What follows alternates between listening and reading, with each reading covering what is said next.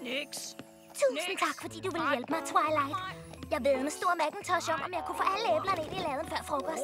Hvis jeg vinder, skal han gå ned og stige Bøjlegade med bedstes korset på. Det var så lidt, Applejack. Men jeg er glad for målet af frokost, for alt det hårde slid har gjort mig så sulten. Ja, også mig. Ej, altså Spike, du har hængt på min ryg hele morgen, mens vi har arbejdet. Ja, nemlig. Jeg var så længe om det, jeg gik glip af et mellemmåltid. Vi må vist hellere få lidt mad. Niks. Orm. Aha! Spike, det ser lækkert ud. Spike. Hvad?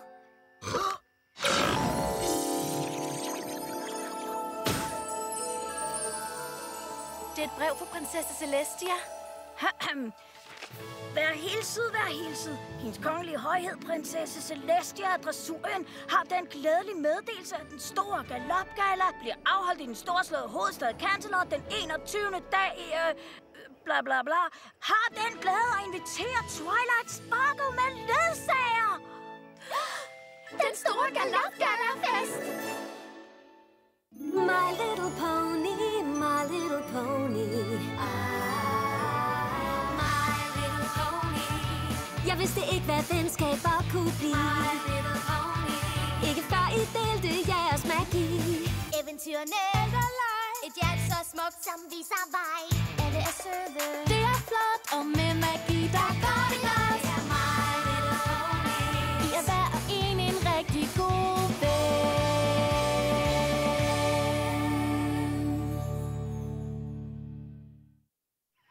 Den store galopgala-fest! Nej, hvor jeg glæder mig. Det er sjovt.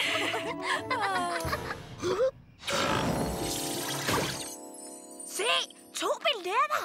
Wow, skønt. Jeg har aldrig været med til galafesten. Har du, Spike? Nej, og sådan skal det også blive ved med at være. Jeg er ikke vild med det der tøset-tosset probo-pjat.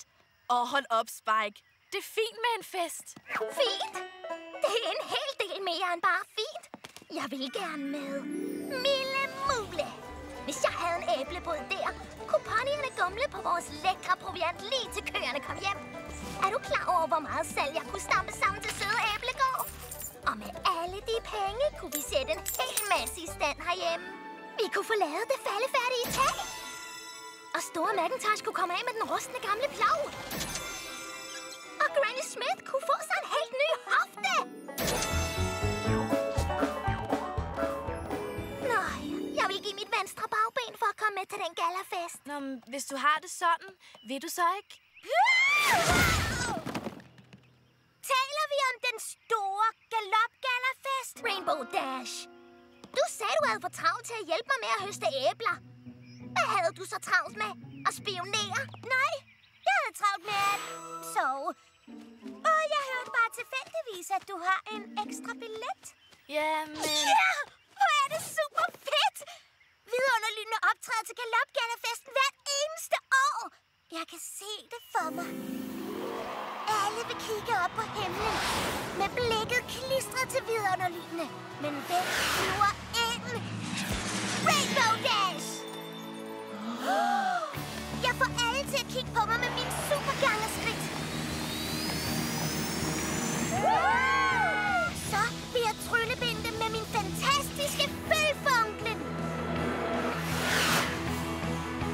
Og i den store finale, mit lykkejægerlyn. Ponyerne vil juble. Vidunderlydende vil insistere på, at mine supertricks bliver en del af deres nummer. Og så byder de mig velkommen som deres nye medlem.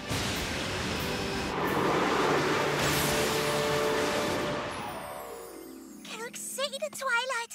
Det kunne være min store chance for at vise, hvad jeg kan. Du bliver nødt til at tage mig med. Men lige et øjeblik, du. Jeg spurgte om billetten først. Og det betyder ikke, at du ejer den. Ikke det. Men så udfordrer jeg dig til hovlægning. Vinderen får billetten. Piger, det er mine billetter. Det er mig, der bestemmer, hvem der skal have den, tak. Den, der har den bedste grund, skal have billetten. Synes I ikke? Jeg vil skrabe penge sammen til gården. Jeg vil vise mit talent for vidunderlygende. Penge til Grannys hofte. Lev drømmen ud! Nej, det er jo alt sammen gode grunde, er det ikke? Hørte I det? Jeg er sulten. Jeg ved ikke med jer, men jeg kan ikke tage vigtige beslutninger på tom mave. Så jeg vil tænke over det ved frokosten og vende tilbage til jer. Okay? Okay.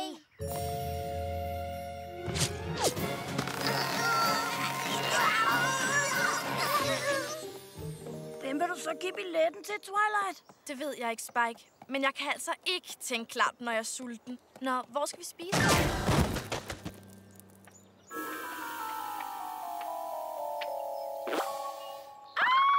Flagmus! Hjælp! Vent, er det billetter til den store galop-galafest? Den mest utrolige, fantastiske, mega vidunderlige, super sjove, eventyrlige fest i hele Dressurien. Jeg har altid drømt om at komme med. Og galop-galafesten, det er stedet for mig. Og galop-galafesten, det er stedet for mig. Hip, hip, hurra, det er stedet for mig. For Pinky. Der er pyntet med bibler, balloner, vindmøller, pinatas og serpentiner. Med lækkerier som sukkerknaller, sukkerstænger, istersand, solskin og sodabaner. Og så kan jeg spille mit yndlings af alle fantastiske yndlingsspil. Sæt halen på ponyen. Og galop-galafesten, det er stedet for mig. Og galop-galafesten, det er stedet for mig. For det er den mest galopperende, super sjov galafest lige her på vores Mælkevej. Whee! Åh, tak, Twilight. Det er den mest vidunderligste gave i verden. Rent faktisk så... Er det, hvad jeg tror, det er? Ja. Twilight tager mig med hen til den store galop-galafest. Galafesten. Jeg laver udstyr til galafesten hver eneste år, men jeg har aldrig selv været med. Selskabet, kulturen, glamouren. Det er lige der, jeg hører hjemme. Og hvor det er min skæbne at møde ham. Hvem? Ham. Jeg vil slendre rundt ved galafesten, og alle de andre vil tænke, hvem er den mystiske hoppe? De vil aldrig gætte, at jeg bare er en almindelig pony fra gode gamle Ponyville. Ja, jeg vil være sådan en sensation, at jeg vil komme i audiens hos selveste prinsesse Celestia. Og prinsessen vil være så betaget af min stil og elegance, at hun vil præsentere mig for ham, hendes nevø. Den flotteste, mest velrenommerede enhjørning hængs i Dressurien. Vores øjne vil mødes, vores hjerter smelte, vores kurtisering vil være helt mageløs. Han vil anmode om min hov i ægteskab, og jeg vil selvfølgelig sige ja! Vi vil få et kongeligt bryllup, som er en prinsesse værdigt, hvilket jeg også bliver, når jeg gifter mig med ham. Min egen drømmehængst. Twilight, jeg fatter simpelthen ikke, at du inviterer Pinkie Pie for, at hun kan feste og forhindre mig i at møde min store kærlighed. Hvordan kan du gøre det? Hey! Angel, det er perfekt. Hør lige her. Jeg har altså ikke besluttet, hvem der skal have den ekstra billet. Har du ikke? Undskyld mig, Twilight.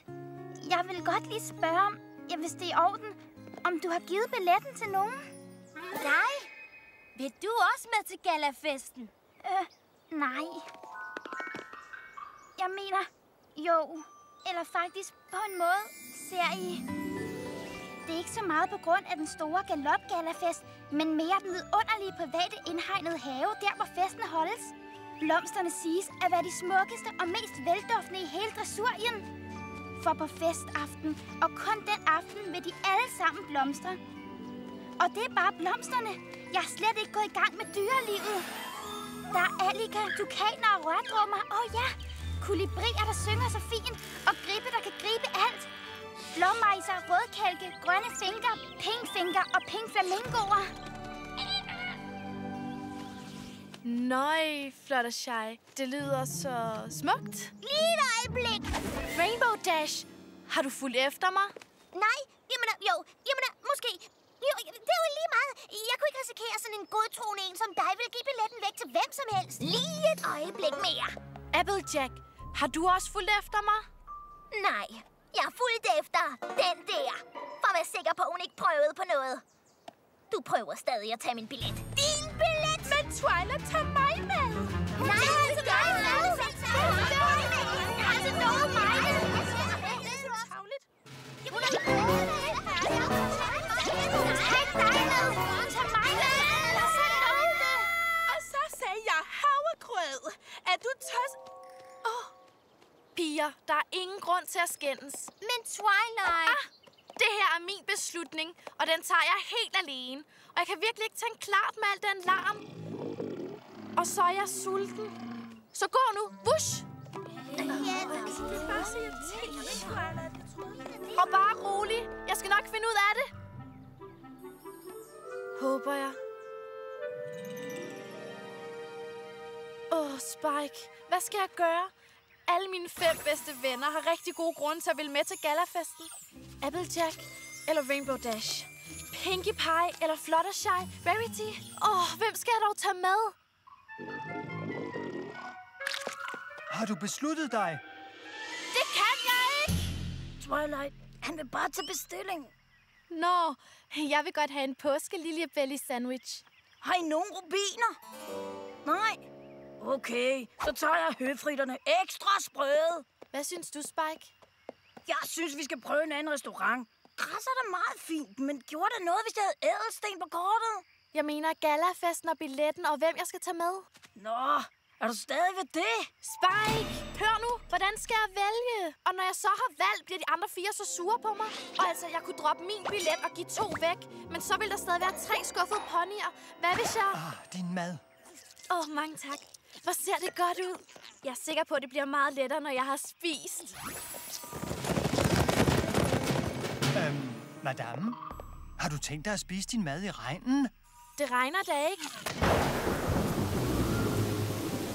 Hvad sker der nu? Hej, allerbedste ven, jeg nogensinde har haft. Nyder du solskinnet? Rainbow Dash, hvad er det, du laver? Hvad mener du dog? Jeg så bare, at den smarteste og sødeste pony var lige ved at blive våd. Så jeg tænkte, jeg ville sparke et hul i skyerne for at holde hende tør, så hun kunne spise i fred. Det er det hele. Rainbow, du prøver vel ikke at få fat i den ekstra billet ved at gøre mig ganske særlige ekstra tjenester. Gør du? Nej. Nej, selvfølgelig ikke. Aha. Helt ærligt. Jeg vil gøre det for alle ponyer.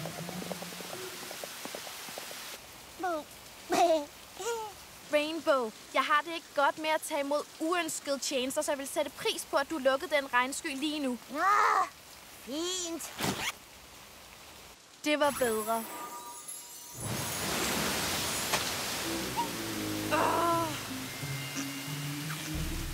Twilight, det regner. Nej, gør det. Kom med mig, før du bliver forkølet.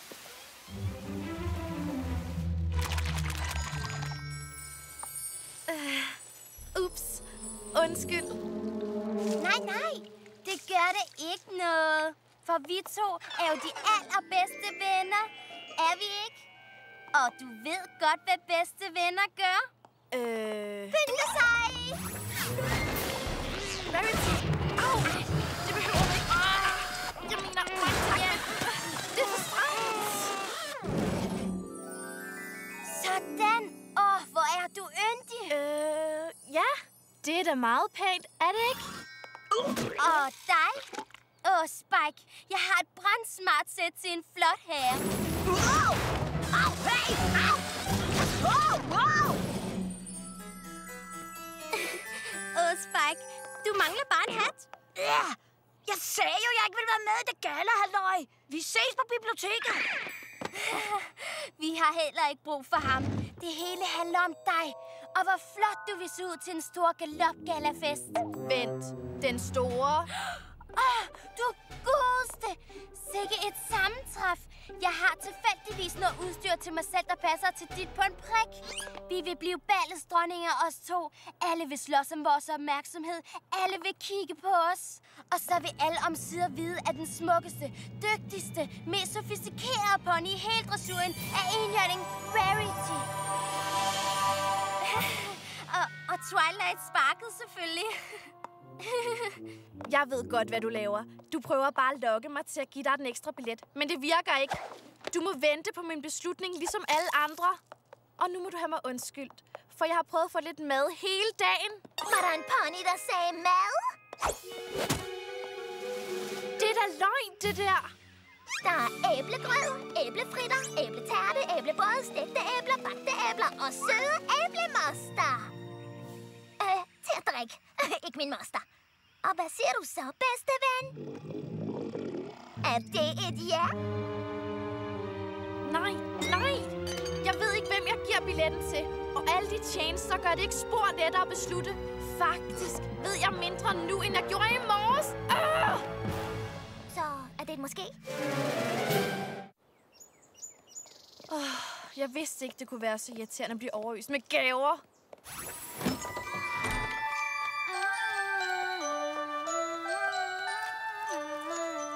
Fluttershy, ikke også dig. Men hej så, Twilight. Jeg håber ikke, du har noget imod, at vi alle sammen gør lidt forårsregn for dig. Det er sommer. Men bedre sent end aldrig, ikke? Det var altså Angels idé. Du gør ikke det her for billetten, gør du? Nej. Jeg gør det, fordi du er min allerbedste ven. Ikke, Angel? Jo. Vi gør det bare for billetten. Nej! Nå, det er virkelig sødt af dig, Angel. Men jeg tager ikke imod flere tjenester, før jeg har truffet min beslutning. Så nu må jeg bede jer om at gå. Twilight er min bedste ven, Jubi. Pinky er så klog, og nu er det nummer 1, Pony. Pinky. Så hvis jeg laver et super sjov party. Pinky. Måske den ekstra festbillet er min. Pinky! Ja, Twilight. De andre prøvede det mindste at lade være med at nævne det med billetten. Vent. Hvad for en billet? Hvad for en galafest? Ved I det ikke? Twilight har en ekstra billet til den store galop-galafest. Den store galop-galafest! Har du brug for hjælp med havearbejdet? Jeg har en hel masse ekstra gulerødder. Hvad skal vi gøre? Vi skal vist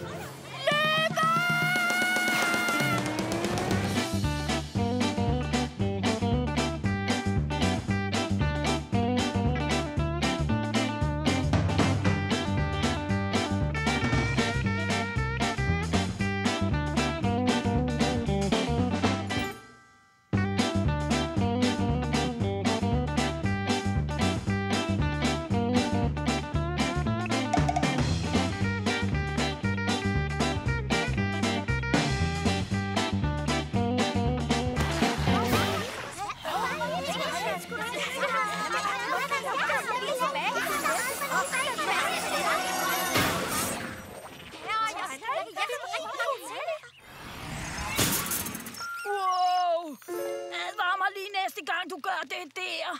Jeg vidste jo slet ikke, det ville ske. Hurtigt, lås dørene.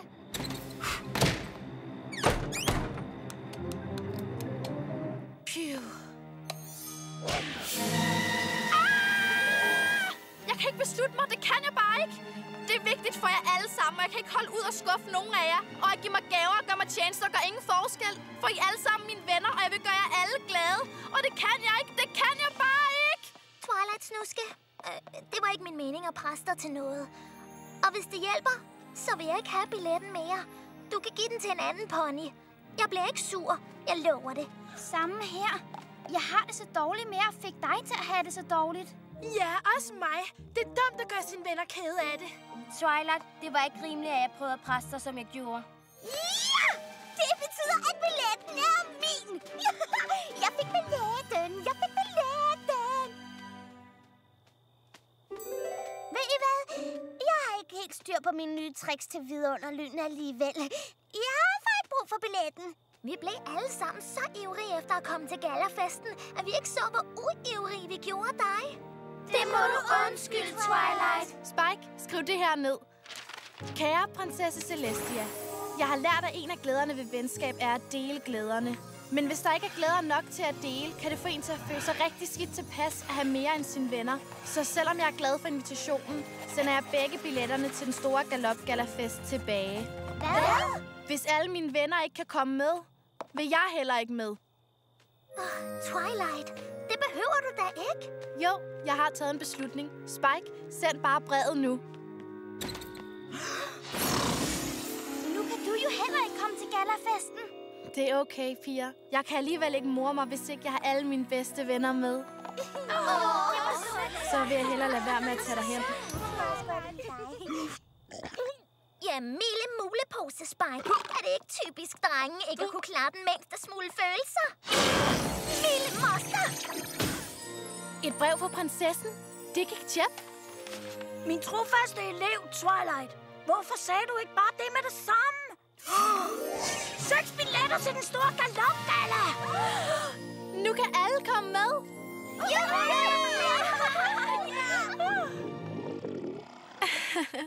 Må vi ikke invitere dig til middag? Ikke en god måde at sige undskyld på. Og fejre det på. Kom alle sammen, så giver jeg kager. Hvorfor får jeg ikke en billet til galaen? Og en til dig, Spike. Jeg mener klamt. Skal jeg virkelig med?